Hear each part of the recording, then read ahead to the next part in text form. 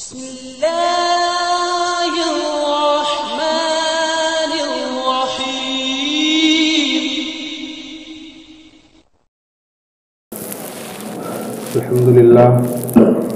الحمد لله نحمده ونستعينه ونستغفره ونؤمن به ونتوكل عليه ونعوذ بالله من شرور أنفسنا ومن سيئات أعمالنا من يهده الله فلا مضل له ومن يضلله فلا هادي له ونشهد أن لا إله إلا الله وحده لا شريك له ونشهد أن محمدا عبده ورسوله وصلى الله تعالى عليه وعلى آله وأصحابه وسلم تسليما كثيرا كثيرا.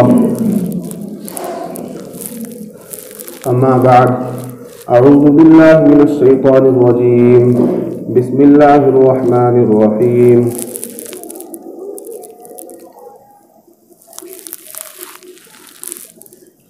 الطلاق مرتان فإمساك بمعروف أو تسريح بإحسان. صدق الله العظيم.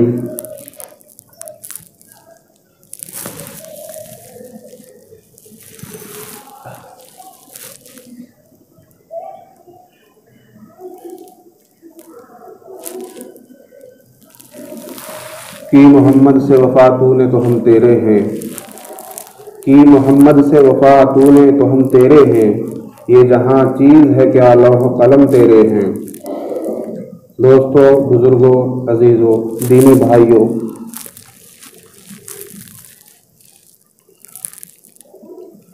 اللہ تبارک و تعالی نے ہمیں مسلمان بنایا، یہ اس کا بہت بڑا احسان ہے، انعام ہے، فضل ہے.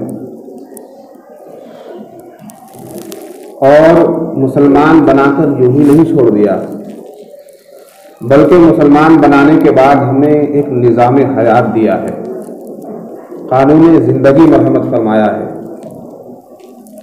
کہ ہمیں سونا کس طرح ہے، اٹھنا کس طرح سے ہے، چلنا کس طرح ہے، بیٹھنا کس طرح سے ہے، زندگی کیسے گزارنی ہے، کہاں کیا سلوک کرنا ہے، ہماری معاشرت کیسی ہونی چاہیے، ہمارا معاملہ، ہمارا لین دین کیسا ہونا چاہیے. غرضے کے زندگی کا کوئی ایسا شعبہ نہیں، کوئی ایسا کام نہیں جس کو اسلامی نظام نے اپنے احاطے میں نہ لے لیا. اسلام ہماری قدم قدم پر رہنمائی کرتا ہے، ہمارا دین ہر قدم پر ہماری رہنمائی کرتا ہے. ہمارا مذہب ہمیں دنیا کے ہر کام کو ڈھنگ سے، طریقے سے، سلیقے سے کرنے کا سبق دیتا ہے. آج میں آپ حضرات کے سامنے اسلامی نظام حیات کا ایک ایسا نظام بتاؤں گا اور ایسے قانون شریعت کی طرف توجہ دلاؤں گا جو ہماری زندگی کا اہم حصہ ہے. آج عوام دین سے ناواقف ہونے کی وجہ سے، دین سے دور ہونے کی وجہ سے، قال اللہ و قال الرسول کی صداؤں سے بہت دور ہونے کی وجہ سے صرف یہ سمجھتی ہے کہ دین صرف اتنا ہے کہ مسجد میں جا کر نماز پڑھی اور مسجد سے نکل گئے تو اب دین ختم. یعنی کہ مسجد اور مدرسے کے احاطے کی اندر کی چیز کو لوگ دین سمجھتے ہیں اور مسجد اور مدرسے سے باہر کوئی دین نہیں. اس لیے عوام نے مسائل پوچھنے کا اور دیگر مرحلوں پر دیگر کاموں کے لیے علماء کرام سے اسلامی حکم معلوم کرنے کا رواج نہیں ہے. مثلا کسی کو کاروبار کرنا ہو، کوئی نہیں آ کر پوچھتا مولانا صاحب سے کہ جی کون سا کاروبار جائز ہو، کس طرح سے کرنا ہے. کسی کو شادی کی تقریب رکھنی ہے تو کوئی آ کر نہیں معلوم کرتا کہ اسلامی نظام کیا ہے شادی کا. تو عوام یہ سمجھتی ہے کہ بس مسجد کے اندر جو کچھ ہوتا ہے وہ دین ہے، مدرسے کے اندر جو کچھ ہوتا ہے وہ دین ہے، مدرسے اور مسجد سے باہر جو کچھ ہم کر رہے ہیں، جو کچھ مسلمانوں کا عمل ہے، وہ دین سے باہر کی چیز ہے، ایسا گمان بن گیا ہے۔ حالانکہ مسلمان کی مکمل زندگی اور زندگی کا کوئی حصہ دین سے خالی نہیں ہے۔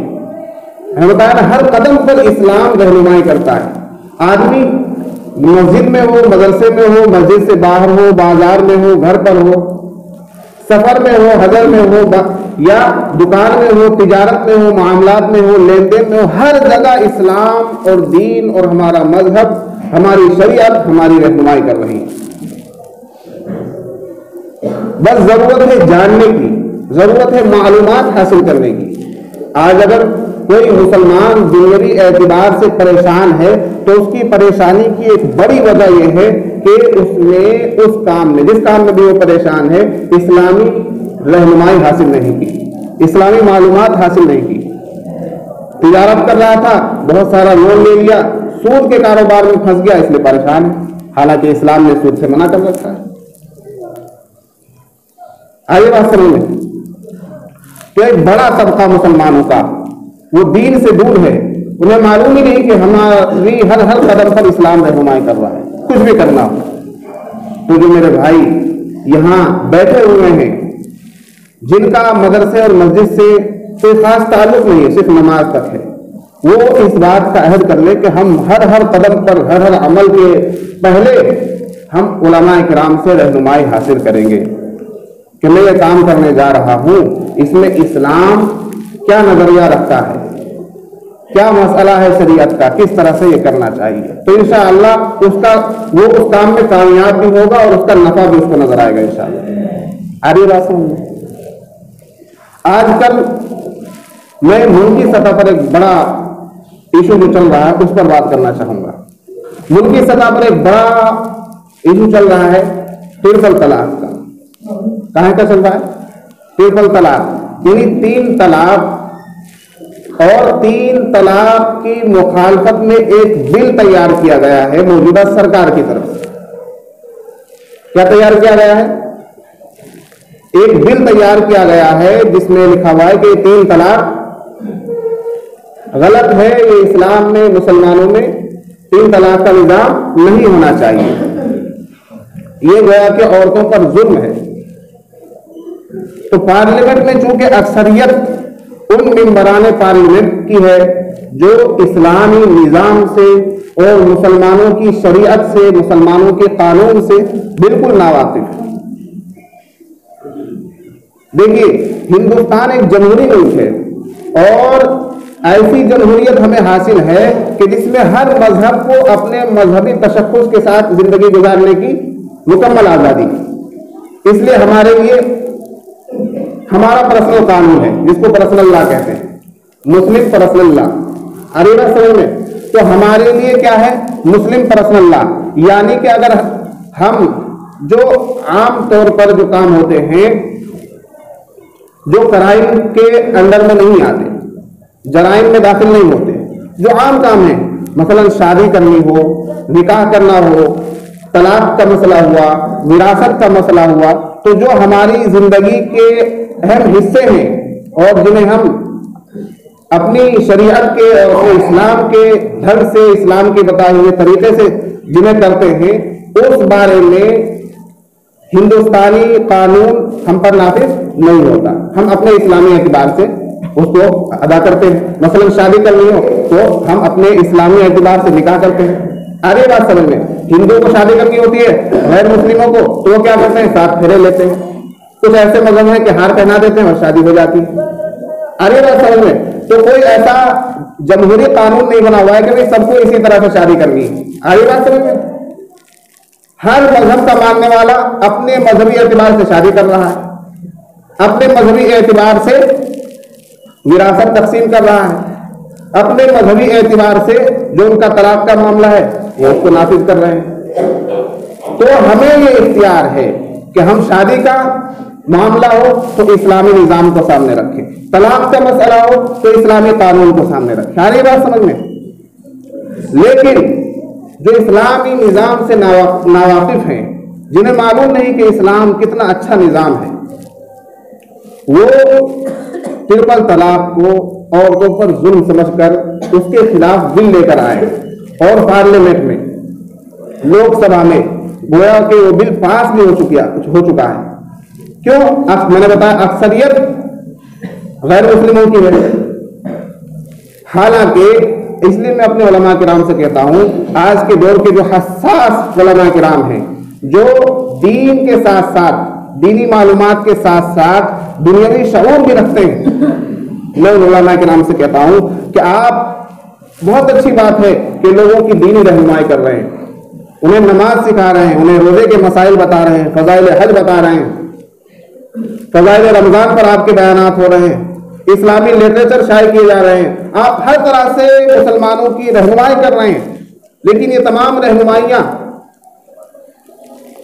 اسلامی نظام کے تحت ہے اور مسلمانوں کی زندگی سے متعلق ہے، تو آپ اس سے آگے بڑھ کر مدرسے کی چہار دیواری سے باہر نکل کر ان کی سیاسی رہنمائی بھی کیجیے۔ ارے بات سمجھ لو، جیسے مولانا اسرار الحق صاحب تھے، ایم پی ہوئے اور پارلیمنٹ میں انہوں نے بتایا کہ ایک مسلمان، اور خاص کر مولانا جب ایم پی بنتا ہے تو اس کی کیا شخصیت ہوتی ہے، اس کی کیا پہچان ہوتی ہے، اس کی کیا شناخت ہوتی ہے۔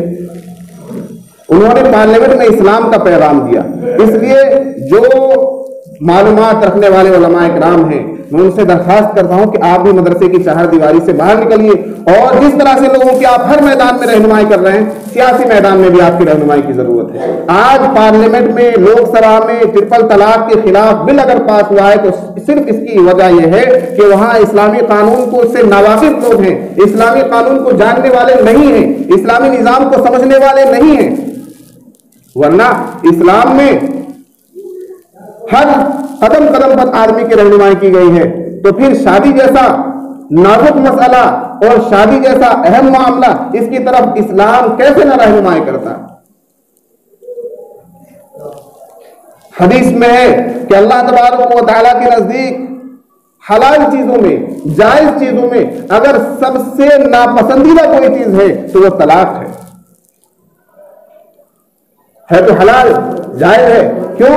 کیونکہ زندگی کے مراحل میں اور زندگی کے کسی موڑ پر ایسا بھی وقت آتا ہے کہ میاں بیوی کا آپس میں رہنا دوبھر ہو جاتا ہے۔ تو اگر طلاق کا نظام نہیں ہوتا اسلام میں، اور یہی ہوتا کہ ایک مرتبہ شادی کر لی تو بس پلو سے بن گئے، اب زندگی بھر اسی طرح رہنا ہے، تو بعض جگہ ایسا ہوتا ہے کہ جو ہے شوہر ظالم مل گیا تو اب کیا کرے گی؟ بیوی زندگی پر ظلم سہے گی۔ بعض ایسے بھی مراحل ہوتے ہیں کہ بیوی ظالمہ مل گئی اور شوہر اس سے پریشان ہے تو زندگی بھر پریشان رہے، اگر طلاق کا معاملہ نہ ہوتا۔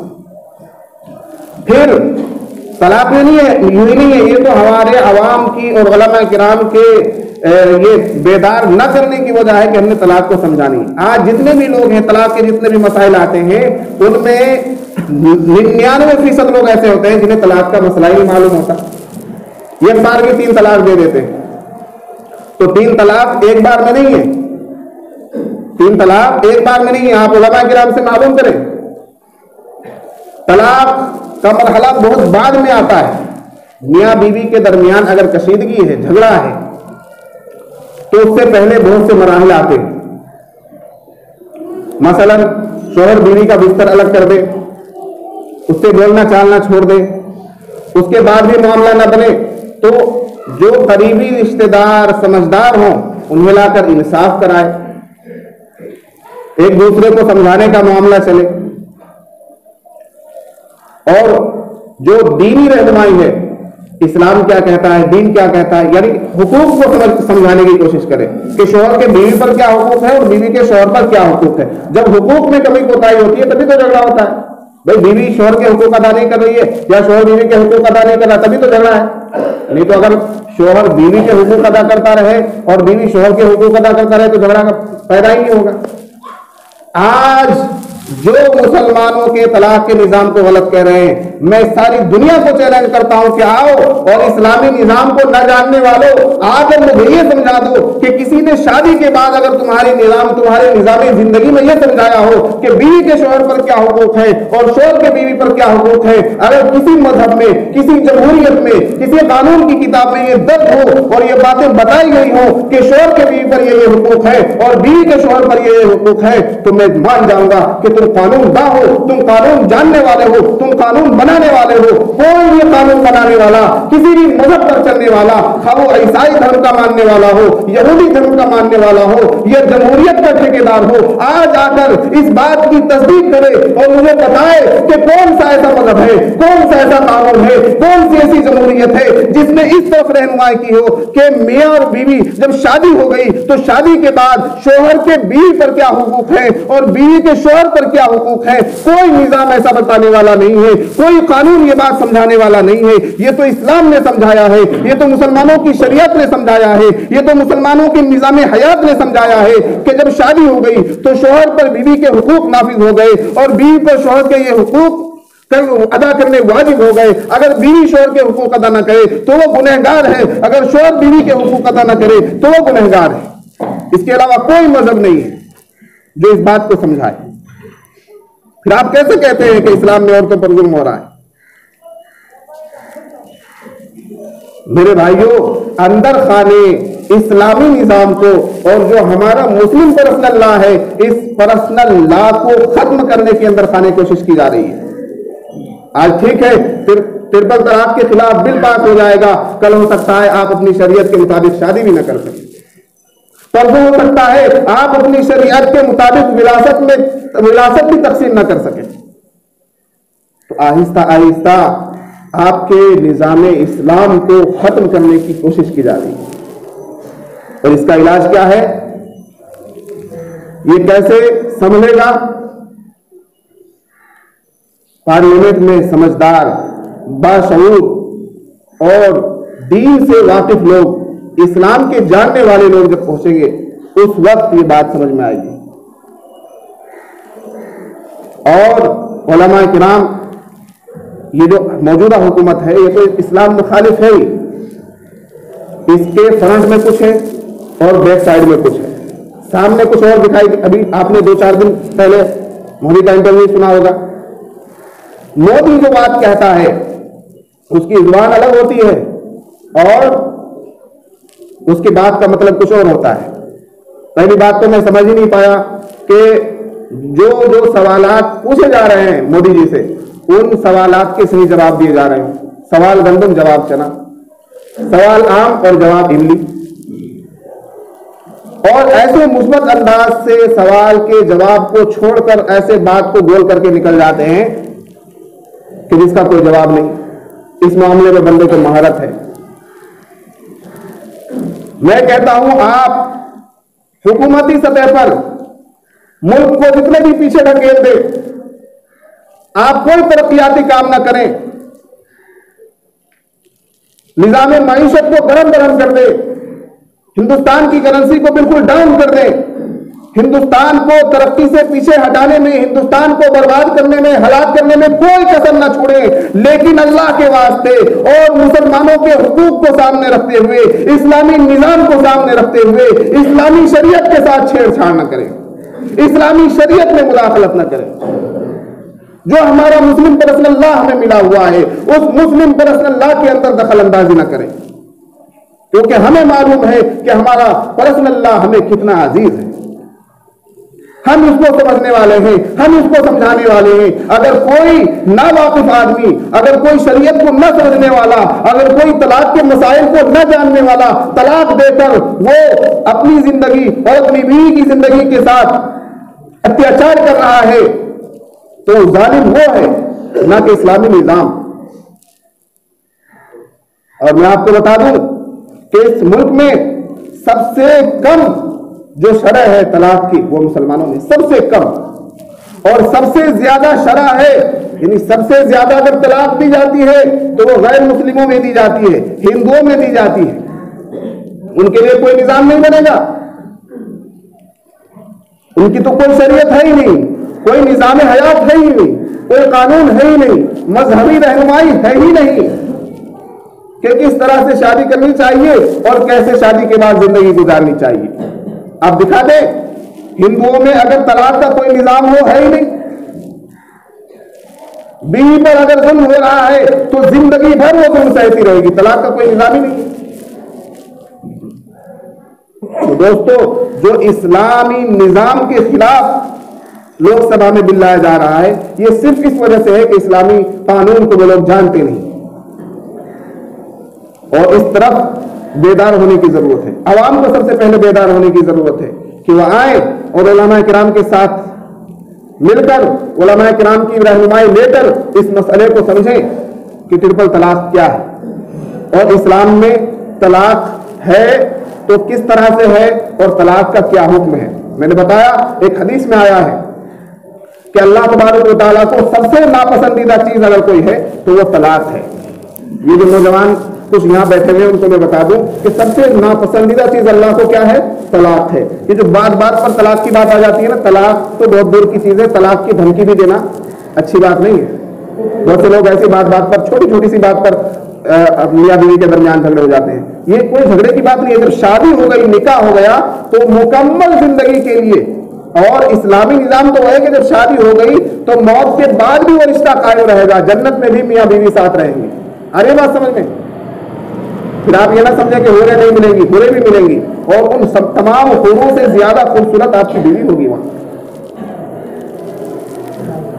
حدیث کا مفہوم ہے شیطان صبح اٹھتا ہے اور اپنے تمام چیلوں کو جمع کر لیتا ہے کہ آؤ بھائی آؤ، آج تم لوگوں کو کام پر نکلنا ہے۔ اور جو سب سے زیادہ مکار ہوتا ہے وہ شیطان کا، وہ شیطان جو شیطانوں کا بادشاہ ہے، اس کے سب سے زیادہ قریب رہتا ہے۔ جب وہ دن بھر لوگوں کو گمراہ کر کے شام کو لوٹتے ہیں تو شیطان پوچھتا ہے بتاؤ تم نے کیا کیا، تم نے کیا کیا، تم نے کیا کیا۔ سب لوگ جواب، شیطان کے وہ چیلے ہوتے ہیں وہ جواب دینا شروع کرتے ہیں کہ میں نے ایسا کیا، ایک طالب علم پڑھنے جا رہا تھا اس کو بہکا دیا، میں نے ایسا کیا کہ دو لوگوں نے لڑائی کروا دی، میں نے ایسا گناہ کروا دیا، میں نے فلاں مسلمان سے ایسی خطا کروا دی۔ ایک شیطان کھڑا ہوتا ہے، شیطان کا چیلا وہ کہتا ہے کہ میں نے دو میاں بیوی کے درمیان جھگڑا کروا دیا۔ تو جو شیطانوں کا سردار ہوتا ہے وہ اسے بلاتا ہے کہ جس نے دوسرے جھگڑے کرائے، جس نے دوسرے گناہ کروائے، وہ سب پیچھے ہو جاؤ، اس کو میرے سامنے لایا جائے۔ شیطان کا سردار اس چیلے کو گلے سے لگاتا ہے کہ تو نے سب سے بڑا کام کیا۔ تو میاں بیوی کے درمیان کا جھگڑا یہ سب سے خطرناک گناہ ہے۔ آگے بات سمجھ میں، اس سے شیطان بہت خوش ہوتا ہے۔ تو جب شیطان بہت خوش ہوتا ہے تو اللہ بہت ناراض ہوتے ہوں گے۔ تو کریں گے آپ لوگ اللہ کو ناراض کرنے والی بات؟ نہیں کریں گے؟ کہیں انشاءاللہ نہیں کریں گے۔ اللہ تبارک و تعالیٰ میں اس سنجیدہ مسئلے کو سمجھنے کی توفیق مرحمت فرمائے۔ وآخر دعوانا الحمدللہ رب العالمین۔ سنتیں پڑھیں گے۔